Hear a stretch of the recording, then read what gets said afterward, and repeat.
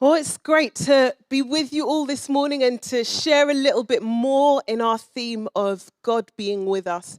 And in preparing this message, and even in some of the conversations that I've had since, there's just been a real sense of needing to just breathe and rest in the comfort and the knowledge of a God who loves us and a God who is with us. God is with us. And this theme over the Christmas time is special and unique to the Christmas period. And as we go over the next few weeks, so Matt kicked us off last week by giving us sort of an overview of all the different ways in the Bible that we see that God is with us. And so this week we're just going to continue on that. And maybe it might feel a little bit repetitive if we're covering some of the same things, but we feel so strongly that it's important for it to resonate with us, that it's not just a nice message that we hear, it's not just a nice thing to think that God is with us, but actually it's a life-transforming thing, and it's the reason why we are here. And so the title of my message this morning is The Power of a Name. The Power of a Name. Do you know what your name means? Yes, I'm seeing a few nods in the room. You can sort of put an emoji in the chat if you know what your name means online. Just to give a few examples, I was trying to think of people in the life of the church. And so here are a few meanings of names. So we have Benjamin, which means son of my right hand. Elizabeth, my God is an oath, or God of abundance. The name Mary means wished for child. The name Pat or Patricia means noble. The name David means beloved. The name Naomi means pleasantness or pleasant one. The name Ian means the Lord is gracious. And my name, Moyo, that's a short version of it, but I am thankful for the gift of God. That's the same as Matthew as well, gift of God. There is such power and meaning in our names. Definitely in Nigerian culture, and I know in so many other cultures, it is so important thinking about what to name a child and the meaning of that name and the significance of that name, because there's a sense in which you want that child to live out that meaning and to live from that place of being beloved or pleasant or being perceived as a gift of God. There is so much power in a name. And the same is true in the Bible. We see through the Old Testament and even in the New Testament where the meaning of a name is given, or maybe a person's name is changed to give a different meaning or a different emphasis as to where that person's life is going to go and what they're going to do. And then we see that in the Nativity story. The name Jesus was a name that was given to Jesus to reflect the role that he was to carry out. The name Jesus is the Greek version of the name Joshua, which means Yahweh is salvation. And Jesus received this name, or this, as the story goes, the nativity story. Joseph was having a dream, so he was fast asleep. He was promised to be married to Mary, and she's pregnant, and it's not his child, and so he wanted to divorce her secretly and to be discreet about it and to honor her in the process. And then Joseph has a dream. And the whole narrative of the dream, you can maybe read it another time, but just picking out on the verses that speak on the name of Jesus. In Matthew 1 and verse 21, it says, "She will give birth to a son, and you are to give him the name Jesus, because he will save his people from their sins." And then further on in the narrative, there is another name that is given to Jesus. And this is a name that was given prophetically. It's a name that was given in the book of Isaiah the book of Isaiah sort of describes Jesus prophetically in so many different ways and so many different places. And so this verse is quoted again in this dream to Joseph. And it says this, and it's from Isaiah chapter 7 and verse 14. And it says, "Therefore, the Lord himself will give you a sign. The virgin will conceive and give birth to a son, and you will call him Emmanuel.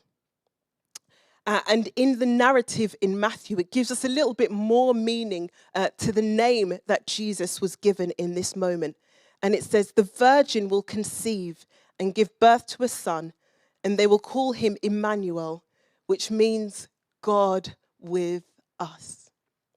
This is such a significant moment for Joseph, both in sort of deciding to stay with Mary and to not divorce her privately, but also in the life of Israel. This was such a significant moment because before this point, Israel had been in 400 years of silence. So the whole of the Old Testament sort of narrates the story of Israel and their journey with God. And so right from the beginning, or very near the beginning, we see the story of Abraham and almost like the birth of the nation of Israel. And there was a moment of good relationship between Abraham and God. And we see that through Isaac and Jacob, and then we see it through the nation of Israel being birthed and the kings. And there were so many moments of obedience and walking closely with God in the nation of Israel. But then there were also many moments of disobedience, many moments of walking away from God, many moments where Israel did what they wanted to do instead of doing what God had asked of them. And so there was, in a sense, a divorce from God, a walking away from God.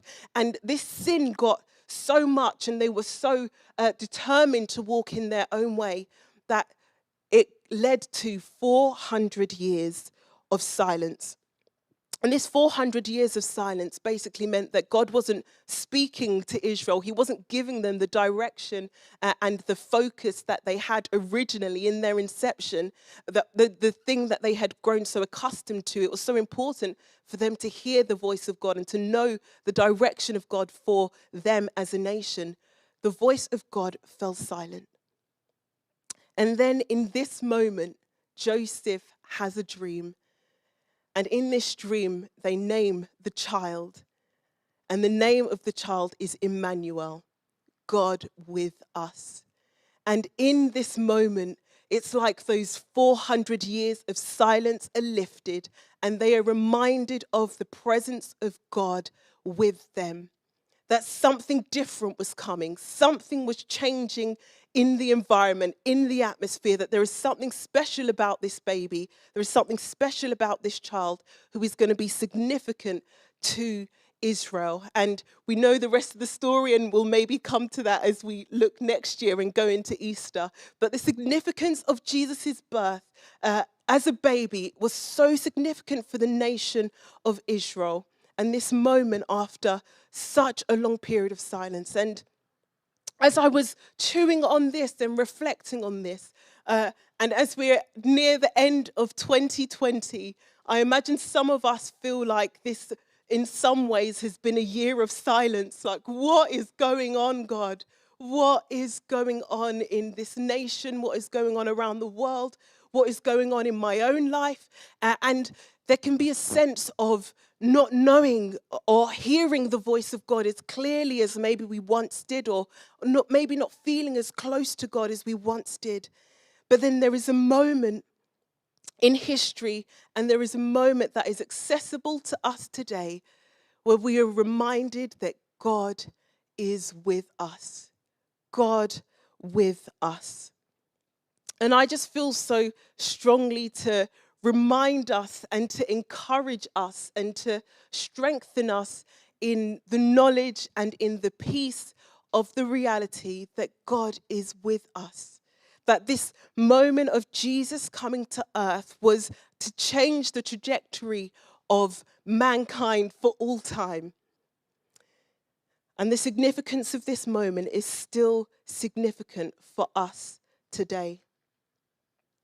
Fasting forward a little bit into the life of Jesus, there are several moments in the Gospels where Jesus is described to have done something to fulfill the prophecies that were spoken about him. And so one of these moments is in Luke chapter 4 and from verse 16. And it says this about Jesus. He went to Nazareth, where he had been brought up, and on the Sabbath day, he went into the synagogue, and as was his custom, he stood up to read. And the scroll of the prophet Isaiah was handed to him. Unrolling it, he found the place where it is written, "The Spirit of the Lord is on me, because he has anointed me to proclaim good news to the poor. He has sent me to proclaim freedom for the prisoners and recovery of sight for the blind, to set the oppressed free, to proclaim the year of the Lord's favor." Then he rolled up the scroll, gave it back to the attendant, and sat down. The eyes of everyone in the synagogue were fastened on him. He began by saying to them, "Today this scripture is fulfilled in your hearing." I bring us to this Bible verse because it is just such a great reminder. It's a great moment to remind us that God is with us, but it also reminds us of what he came to do. It clearly states right from the beginning of his ministry that this is what I'm here for. He states his intent, and he states it in such a way that it isn't just a nice, warm, fuzzy feeling to know that God is with us, but actually God is here. Jesus came to earth to radically transform the condition of the human race. And as I share this morning, I hope to sort of bring to mind maybe various parts of your story, your testimony, your journey of knowing God so far, that it would encourage you to remember the moments and those highlights and those places where you have seen and known God to be with you. Because sometimes we can get lost in the fog of right now. We could get lost in the fog of the circumstances around us. And it's just such an important reminder to know that God is with us wherever we find ourselves right now in this moment, whatever circumstances are going on in our lives. And this chapter or this passage in Luke reminds us of this. Putting it a slightly different way, and maybe you're aware now that I'm loving the amplified version of the Bible because it just gives a little bit more information. It gives a little bit more to sort of open up your imagination and to understand a little bit further what the Bible is saying. So reading this again, Luke chapter 4, but from the Message version, and just the middle section, it says, "The Spirit of the Lord is upon me." This is Jesus speaking. "The Spirit of the Lord is upon me, the Messiah, to proclaim good news to the poor.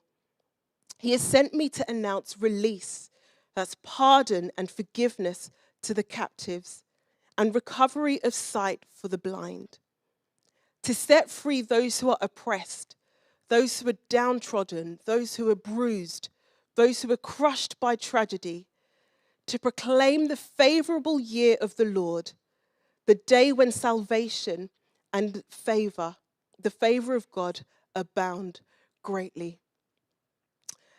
And there is so much that we can draw out of this text, but just to highlight two sections in particular, and Matt shared it at the beginning, and in a moment before the service in our team time, Paula prayed this so powerfully. And just speaking about, the first thing is the forgiveness of God, and that is God's free gift to us. And forgiveness is such an important part of our journey and our relationship with God. That's the first moment, essentially, of us coming to know God and coming into relationship with him and having our lives transformed and renewed by him. We know in that moment that God is with us when he takes away our sin, takes away our wrongdoing, so that we can live in right relationship with him. And it says here that, in this Jesus speaking, he has sent me to announce release, pardon, forgiveness to the captives. And I just want to invite you today in this moment to just, whether it's to remember that you are so loved by God, that he is sent to release you from the burden of sin, from the burden of the troubles that we experience in the world around us, that this is why he came, with clear intent. And then the second that sort of jumps out at me from the Amplified translation is that he, to set free those who are oppressed, those who are downtrodden, bruised, and crushed by tragedy. And as I read that, I mean, it just made me think of 2020. And I don't know if that's a little bit cynical of me, but it really did. That there have been moments that we've been bruised. And I think that probably looks different for each of us. And it may be a big bruise, it may be a little one. But he came for those who have been bruised. He came for those who have been crushed by tragedy. And again, there are so many things that we can maybe think on from this year, and maybe years previous or months previous, or maybe it's something super recent.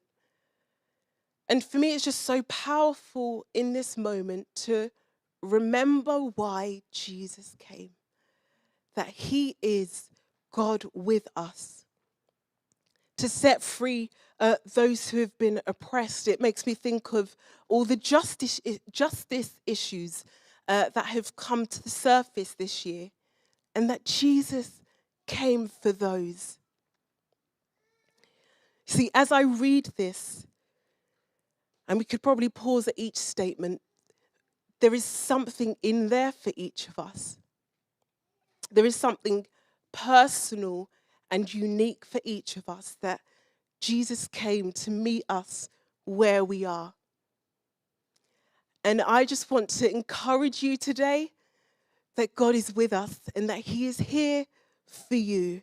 He is so here for you, to meet you at your point of need.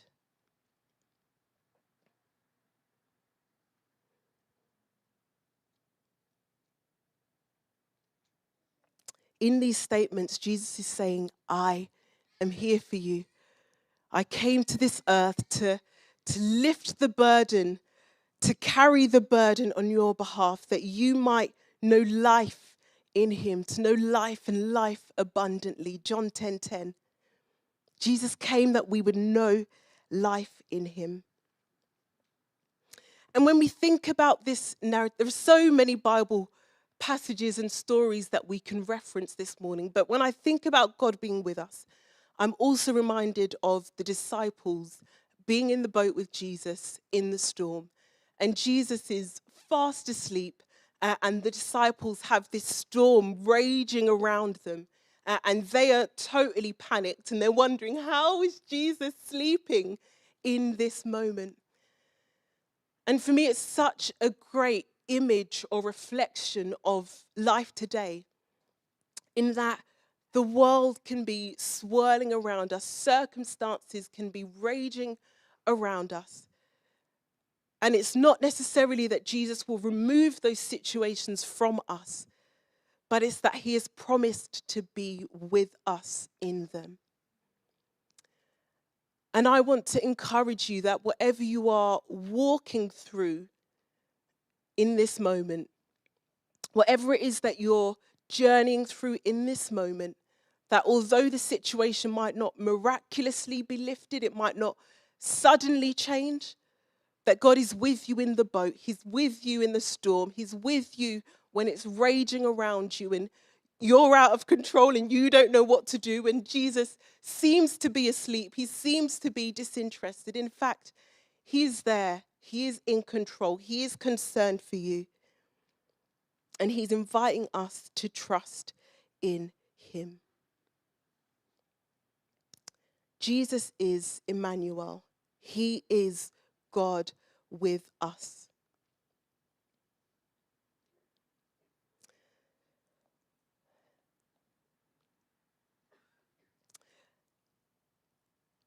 I sense an invitation to us all this morning, an invitation to just come. And I'm reminded of the lyrics of a song, "Oh Come to the Altar," where the chorus just says this: "Oh come to the altar, the Father's arms are open wide." And I just want to remind you this morning that God's arms are open wide to you. Open wide to you. That everything you need, if you need peace, you can find that in him. If you need joy, you can find that in him. If you need comfort, if you need strength, if you need hope, you can find that in him, because his name is Emmanuel and he is with us. Just coming to a close now. Matthew chapter 11 and verses 28 to 30, it says, "Come to me, all who are weary and heavily burdened by religious rituals that provide no peace, and I will give you rest. Rest for your souls with salvation. Take my yoke upon you and learn from me.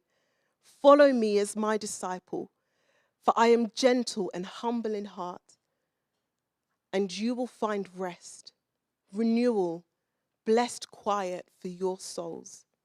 For my yoke is easy to bear, and my burden is light." And this passage is talking about us as followers of Jesus and learning to walk with him and learning to be near him. And that is just such a helpful reminder to us that as followers of Jesus, as disciples, that the journey we can't do alone. We can't walk independently of God, as we saw in the narrative of Israel, that they started with God and then they walked away and they started to pursue their own thing. In the same way, we as disciples need to be dependent on God, dependent on him in every situation, every circumstance. And as we do that, we'll learn that he is gentle, that he is humble. We sang it this morning, that he is rich in love and is slow to anger, that his name is great and his heart is kind. His kindness is extended to us all this morning. I just invite the team to come back up as we come to a close now.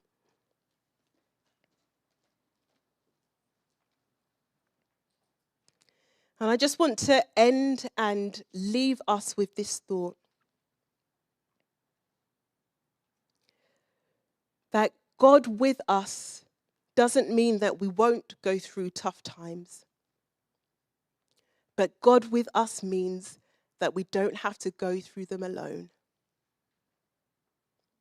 We don't have to go through this journey of life alone. And whether it applies to this year and the wildness of this year, or whether it applies to what is to come and whatever tomorrow holds, we don't have to go through it alone.